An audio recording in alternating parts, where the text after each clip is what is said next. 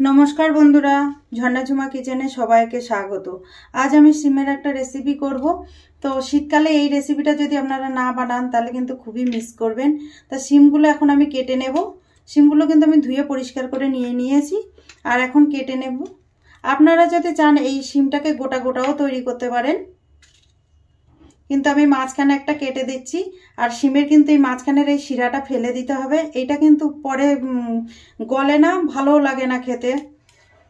তো এখন আমি এই সিমগুলো কেটে নেব ভালো করে। আপনারা কে কিভাবে এই সিমটা তৈরি করেন আমাকে প্লিজ কমেন্ট করে জানাবেন। আর আমার এই ভিডিওটা যদি আপনাদের ভালো লাগে তাহলে কিন্তু আমার চ্যানেলটাকে একটু সাবস্ক্রাইব করার জন্য অনুরোধ রইল আপনাদের কাছে। দেখেন এই যে এই শিরাটা কিন্তু না কেটে দিলে ভালো লাগে না পরে। দেখেন সিমগুলো কাটা হয়ে গেছে। কড়াই গরম হয়ে গেছে, আমি দিয়ে দিচ্ছি সরষের তেল। তেল গরম হয়ে গেছে, তেলের মধ্যে দিয়ে দিচ্ছি কালো জিরে, দিয়ে দিচ্ছি দুটো কাঁচা লঙ্কা, কেটে রাখা সিমগুলো দিয়ে দেবো।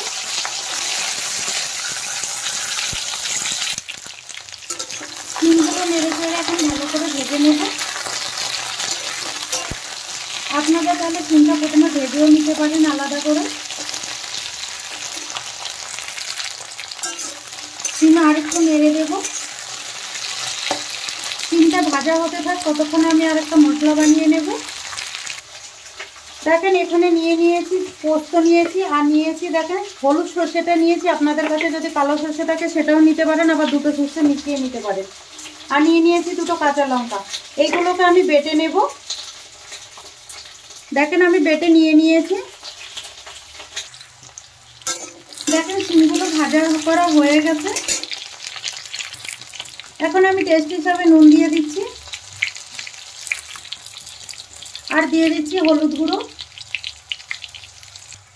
দিয়ে দেবো সর্ষে পোস্ত কাঁচা লঙ্কা বাটা। এখন ভালো করে নেড়ে চেড়ে মিশিয়ে দেব, আর একটু সামান্য কষিয়ে নেব।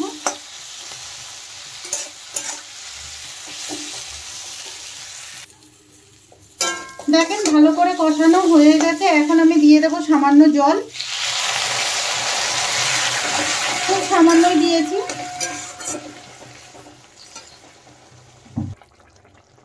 টেস্ট হিসাবে দিয়ে দেবো সামান্য চিনি, যেহেতু সর্ষে পোস্তর তরকারি একটু চিনি দিলে খেতে ভালো লাগে।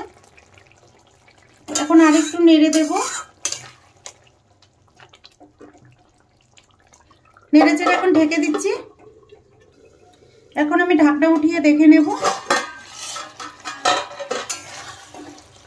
দেখেন তৈরি হয়ে গেছে। আর ঝোলটা আমি এইরকমই রাখবো, আপনারা চাইলে আরেকটু শুকাতে পারেন। দিয়ে দিচ্ছি ধনে পাতা, আর দিয়ে দেবো কাঁচা সর্ষের তেল, দিয়ে এখন একটু নেড়ে দেব। তৈরি হয়ে গেছে, এখন নামিয়ে নেব আমি।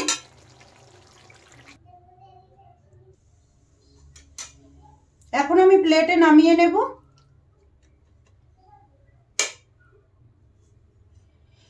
শীতকালের দুপুরে গরম গরম ভাতে এই রেসিপিটা থাকলে কিন্তু জাস্ট জমে যাবে।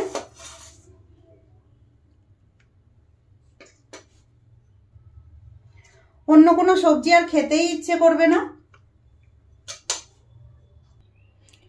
সিমের এই রেসিপিটা যদি আপনাদের ভালো লাগে তাহলে আমার চ্যানেলটাকে সাবস্ক্রাইব করবেন, লাইক করবেন।